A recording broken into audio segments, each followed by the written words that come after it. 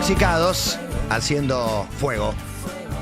Un clásico del rock nacional, como lo es el Piti Álvarez, para hablar sobre el Piti y este presente después de su regreso el 20 de diciembre al Estadio Mario Alberto Kempes de Córdoba.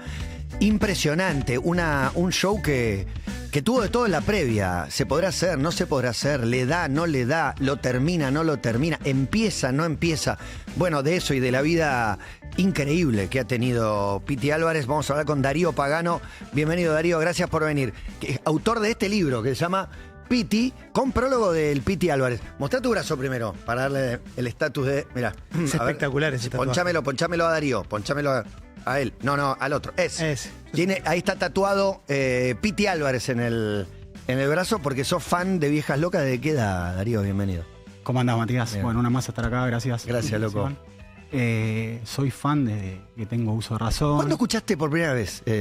¿Un hermano? ¿En la radio? ¿Dónde te apareció un tema de Viejas Locas y qué tema?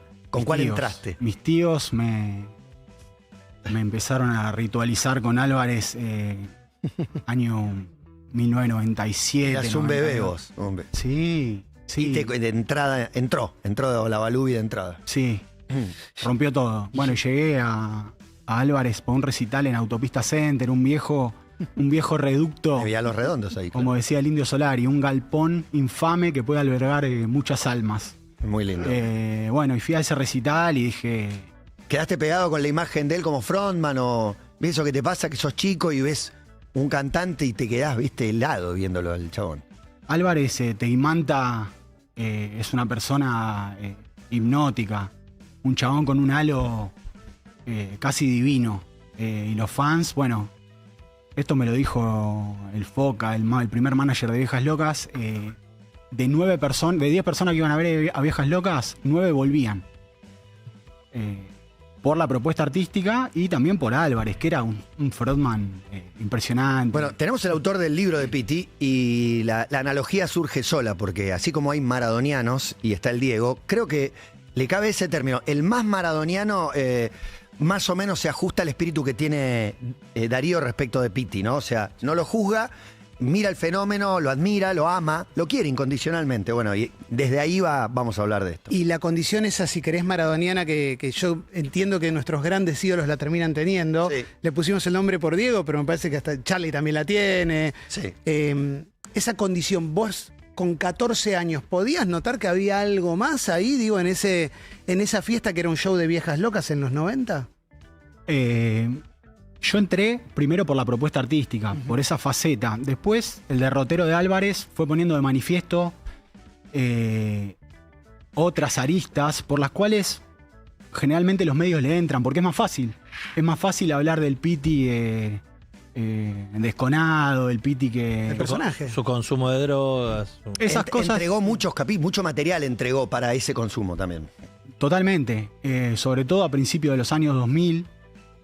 Los cuales hay notas icónicas con Piti, no sé, comiendo una sopa con hongos. La de Tonietti. Sí. La de Tonietti, bueno. Cortando la comida en pedacitos o armado a las notas. Exacto, pero bueno, Piti una vez me dijo en un mensaje, soy mi propio agente de prensa, siempre lo fui.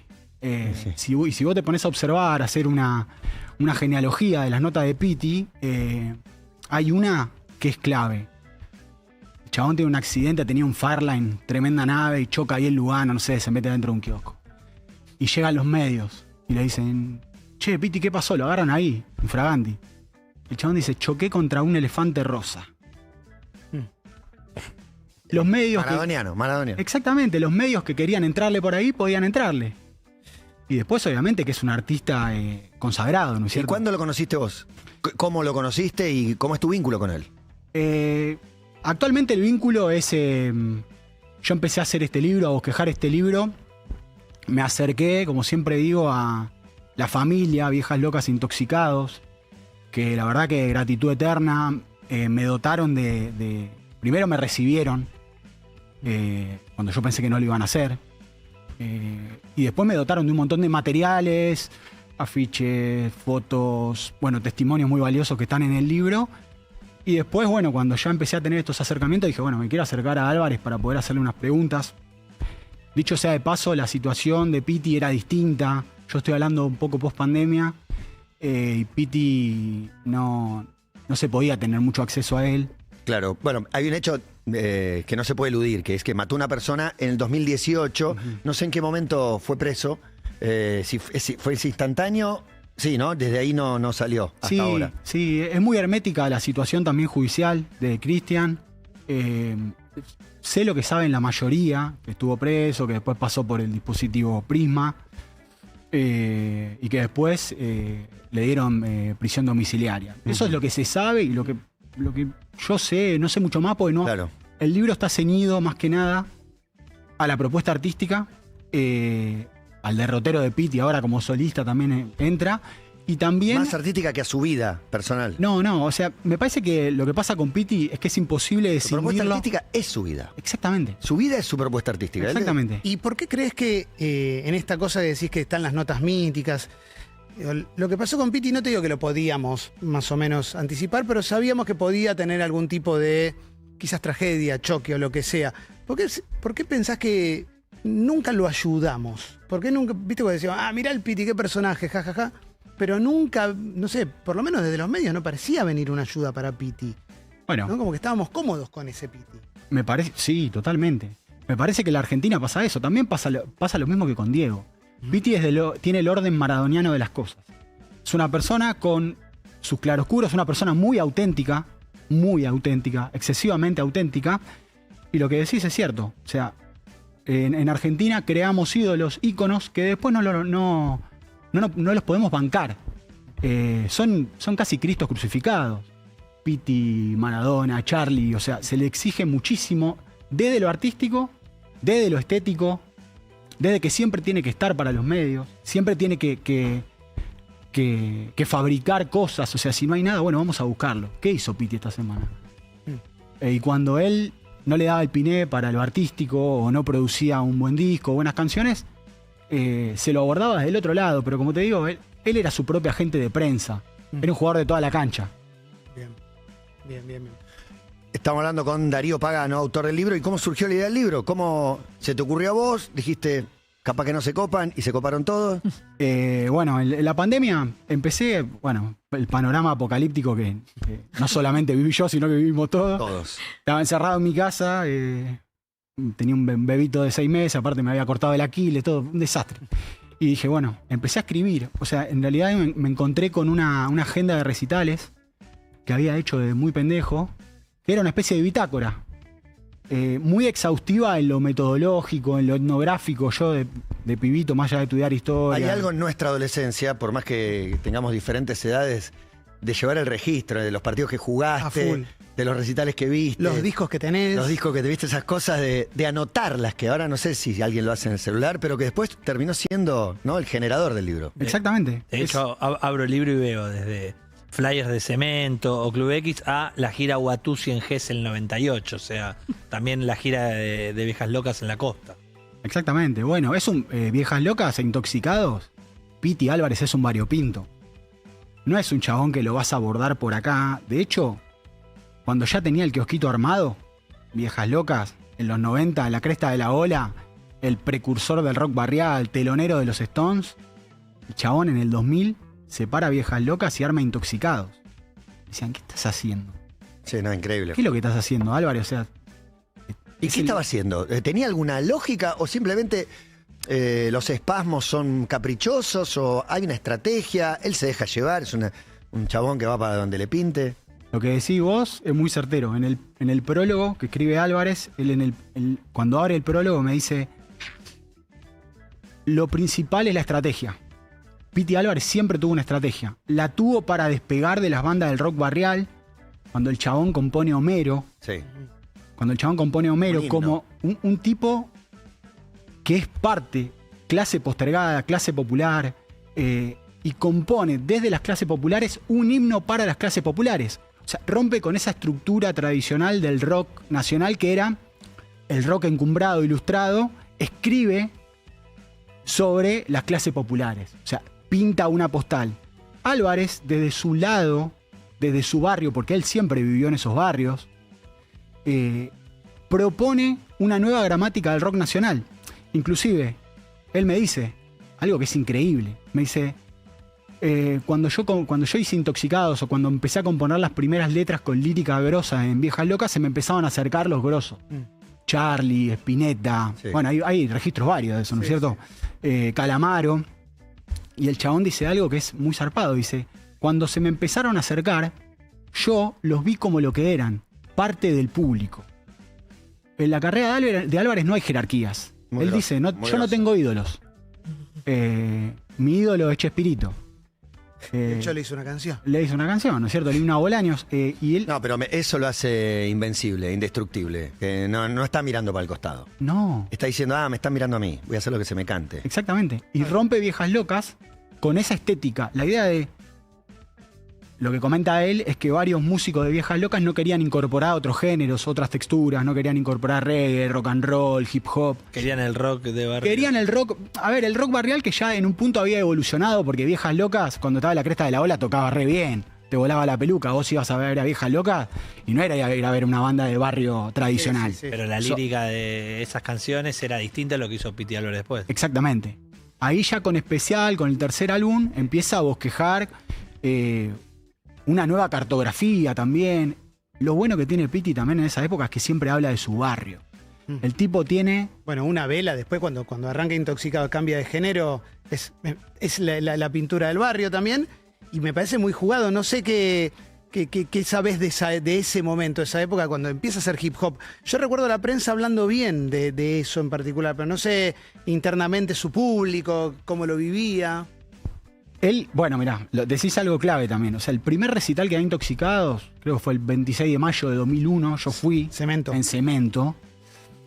Circulaba en los medios la idea de que Álvarez iba a salir con una banda de cumbia, con una banda de hip hop. Ese era lo que circulaba. Obviamente no existían las redes sociales. Mis amigos rockeros me decían, ¿sabes que el Piti va a hacer hip hop? Que el Piti va a hacer cumbia. El Piti va a hacer cumbia. Carísimo. Bueno, cuestión que fuimos todos, se llenó, Cemento explotaba ese día. Y cuando sale Piti Álvarez, sale ya con la formación de Intoxicado. Felipe tenía 15 años también. Disruptivo todo. Todo muy trash. Un fenómeno, Felipe. Felipe Barroso. Felipe un capo, sí. Bueno, está en muchos pasajes del libro. Un genio. Y sale Piti y sale con Intoxicado, con lo artesanal. Y a la mitad del show, el chabón toca 2 temas de los Ramones. ¿Para qué toca 2 temas de los Ramones? Él sabía que en ese reducto, Cemento, preparado para recibir a un público rolinga, te hablo de rolinga, flequillo reglamentario, Rolinga, sí. Pañuelo, bueno, y el tipo toca 2 temas de los Ramones y la mitad del público se retira. Es como un éxodo jujeño planificado. El tipo lo planificó. Planificó Perón eso. echando a los montoneros de la plaza. Exactamente. Echó a Les los dijo rolinga, imberbes. sí, echó a los rolinga del recital. Bueno, de hecho, eso lo hace en el recital cuando vuelve Viejas Locas en Vélez. Dice, esto es para echar a los rolingas imberbes. O sea, él no se quería pegar a una estética. No se quería pegar a una estética. Pero no hay boicot ahí también. No hay un poco de boicot, auto boicot. Es permanente la Obviamente. Greenbank, el productor, dice que cuando Piti se para Viejas Locas, fueron a la sala de Chandía, bueno, a la calle que tiene un solo policía, y le ofreció $500.000 a Piti para tocar, para hacer un River con Viejas Locas. Y Piti dijo, Viejas Locas no toca más.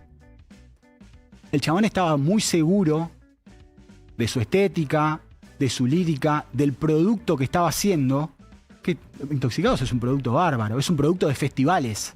El tipo ya vio venir con mucha avidez esta idea de, bueno, van a venir los festivales. Después es su propio enemigo y Intoxicados no llega a convertirse en Pero- o no sé si se convierte en la banda que él quería, exactamente lo que él quería, o si era una banda llamada a tocar en estadios No. y no pudo crecer tanto por diferentes motivos. Y también hay un pasaje acá en Piedra Buena Blues, el libro que escribió Darío de Piti, donde, por ejemplo, Barroso dice, teníamos canciones que podían sonar en las 100, en 40 principales. Claro, o sea, claro. nunca quise. Y toda como- estrategia. Era como mucho más que Fuego, simplemente... las calamarescas, digamos. Exactamente. Bueno, ¿y después qué hace Piti? Eso me lo dijo Feli, bueno, que Piti hace estas canciones que son del segundo disco, de no es solo rock and roll. Bueno, mirá ahí qué frase, qué concepto, ¿no es cierto? No es solo rock and roll. Y empieza a incorporar otros géneros, y el tipo tiene canciones, no sé, Está saliendo el sol, que sonaba en la 100 todo el día. Sí.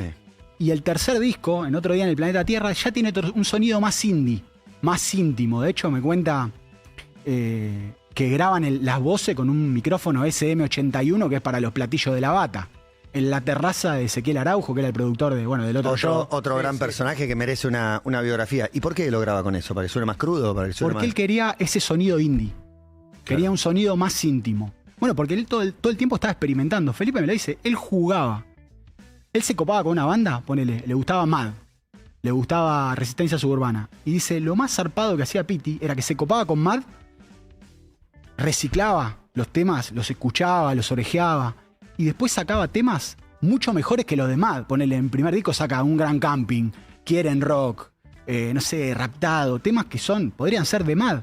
Porque el chabón estaba curtiendo esa música. Bueno, me resulta, perdón, Emi, una más en la lógica maradoniana, así como Signorini separa al Diego de Maradona, dice, con Maradona no voy a tomar un café, por Diego doy la vida, vos haces algo parecido con el Piti y Cristian.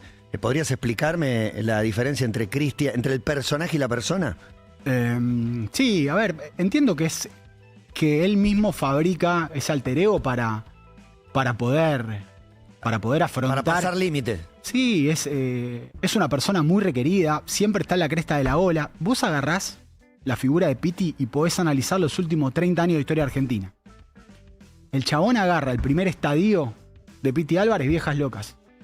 El chabón te cuenta, te pinta, te pincela el neoliberalismo como ninguno. Ruptura, Intoxicados. ¿Cuándo nacen Intoxicados? Crisis del 2001. No solo es la crisis del 2001, es la crisis interna de Álvarez. El chabón se pinta el pelo, borseguí, cadena, cuello. Tenía una correa de perro, una cola de zorro que andaba en los recitales. Bueno. Es muy buen personaje.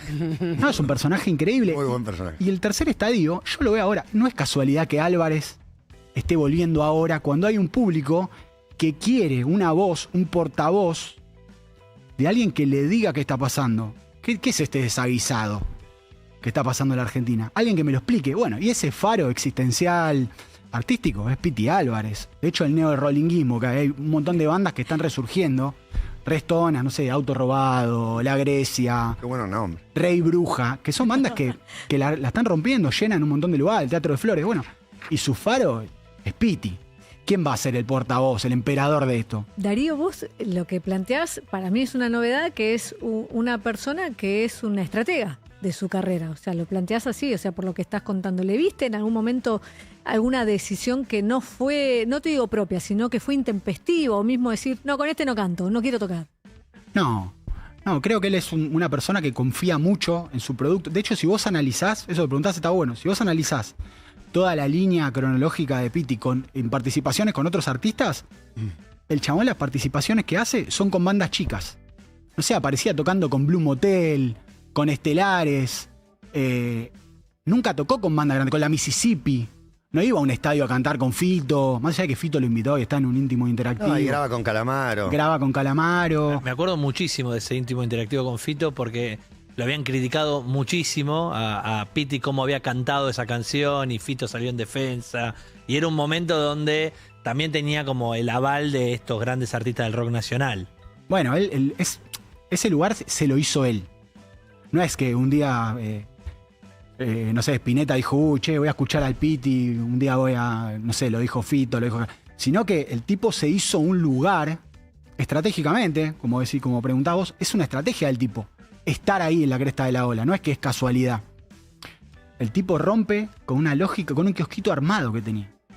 Tenía el equipo para salir campeón y dice, no, vamos con los pibes ahora. Darío, ahora te quiero preguntar por vos, ¿qué te pasó cuando te enteraste de que mató un tipo? Duro.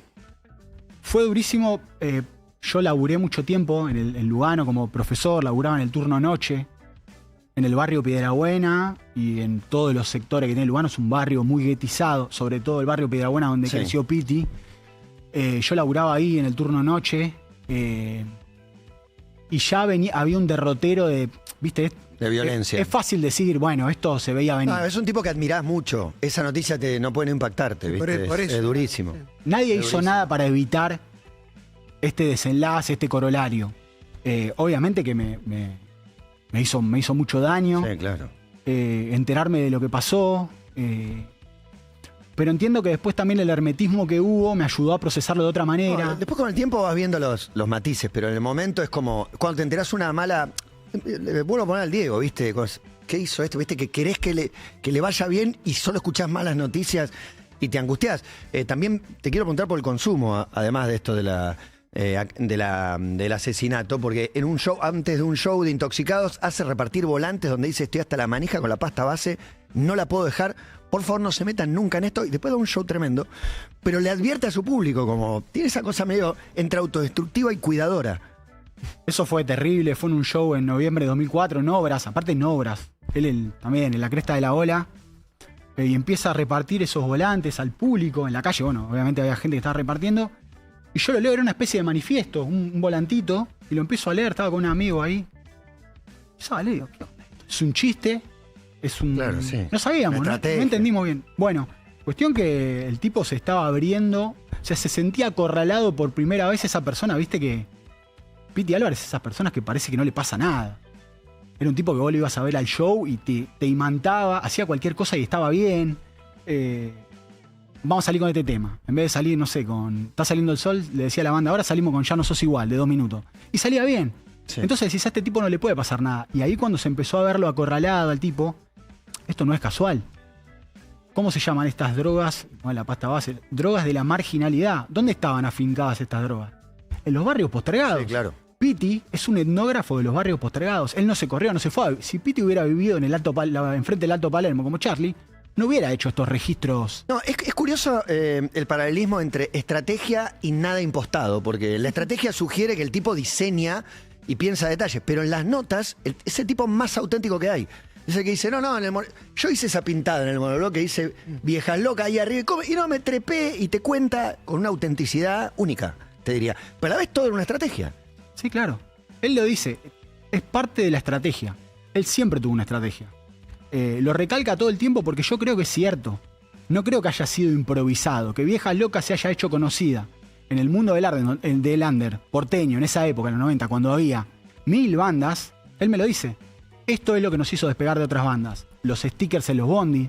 Sí. Vos agarrabas todos los bondi de la franja de Lugano, Viejas Celina, Locas. Matadero. Yo los veía, Vieja llegaban. loca, vieja del loca, oeste, vieja loca. Llegaban Caballito, inclusive. Yo los veía. Vieja Loca, rock and roll en el timbre. Volantes Sí. en los shows de la Mississippi, de los Ratones. Era una estrategia. Después, obviamente, que sonaban bien. Él me lo dice. La materia prima de una banda es la música. Y por eso hay que sonar ajustados. Todo era parte de la estrategia. No hay nada improvisado. Una agüita para Darío Pagano, que hizo este libro del Piti, Piedra Buena Blues. Sí, estaba pensando en canciones ya, ¿no? Me meto ahí como... Recién leía en el libro de Darío la historia de Legalícenla. También, antes de que quizás se hablara del cannabis. Sí, en es un lugar debate poco más eterno, abierto, pero cómo lo llevó a los medios. Una nota donde él decía, pónganla a la verdulería. Y estaba como, era un fanático de sus notas. Yo leía todas las notas, Claro. no lo conocía y me daba miedo Las entrevistarlo. notas llamaban mucho la atención. Y Andy un día lo entrevistó y me empezó a escribir durante la nota, vení, acompáñame a hacer la nota. Y yo me acerqué al estudio, pero vi que tenía un fierro y no quise entrar. O sea, me quedé sentadito al costado, pero posta me daba cagazo. Bueno, ahí yo también creo que a Juan Di Natale le sacó un fierro. Sí. Y ya que estamos, te pregunto, ¿siempre anduvo enfierrado? No lo sé. Yo creo que él en un momento se hizo esa fama de Pistolero. gángster suburbano, porque Claro. era parte de su... Tenía que llenar una arista porque en ese momento él, el último disco que él arma con Intoxicados, El exilio de las especies, que es del 2008, es un rejunte de un montón de canciones. El tipo ya no estaba produciendo arte, es un rejunte de un montón de canciones. Entonces necesitaba estar en los medios por otras cosas. Y él se empieza a hacer esa, da una nota a la Rolling Stone ese mismo año, en la cual habla como un gángster. Él se apropia de ese lenguaje suburbano, por eso la aparición del hip hop. Eso no es casualidad. Él me dijo en un momento, había en los 90, en las esquinas de mi barrio, había pibes con guitarra, armónica, birra y porro prensado. Y después, ¿qué pasó? Bueno, en un momento se empezó a transformar esa gramática y empezaron a haber rondas de improvisación rapera. Claro. Y el chabón eso lo vio, porque es un precursor. Una vela, como dijiste vos, es disruptivo. Sale en el 2003 una vela. En el 2003 nadie hacía rap. Los babasónicos. Bueno, lo babasónico. Bueno, por eso lo Sí, babasónico. la curiosidad que digo, había, pero bueno. No, pero dentro de ese en el género rock, no. Dentro de esa en el escena, rock, digo. esa escena de rock no había. Obvio. Y Era Darío, raro. ¿hay alguien que no sé si la última etapa, digo, alguien de un chabón ya grande, pero que a quien él escuchara, alguien a quien le hiciera caso y dijera, che, esto no te hace bien. Claro, ¿En su algún llamado momento a la existió vida, esa persona? conciencia. ¿Quién? La banda, hay muchos registros en el libro. En un momento me dicen que él a los ensayos, le costaba ensayar o dejaron de ensayar.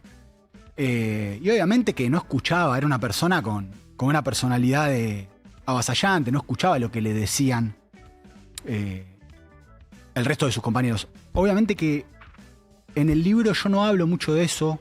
Sé que en algún momento va otra persona o otro historiador o periodista lo va a abordar con ese costado que también es muy rico, pero yo decidí ceñirme a otra propuesta que me parece que mostrar como esta parte del personaje, que me parece que es súper rico.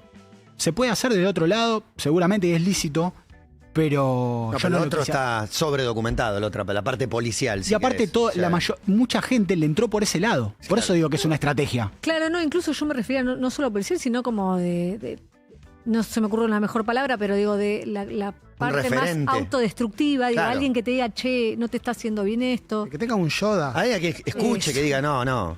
El Tano, su amigo tachero que la sabe todas, le dijo y él se rescató un par de veces porque habló con alguien, eso. Yo creo que los músicos de la banda se lo decían. Pasa que él, te repito, su personalidad es avasallante. Aparte es una persona que es un artista íntegro. Está todo el día pensando en arte. Aparte que parece, el Piti no conoce esto. El Piti está ahora, hoy en día, conoce la escena música urbana, rock and roll, las cosas que escucha él. No sé, escucha el Dr. Love.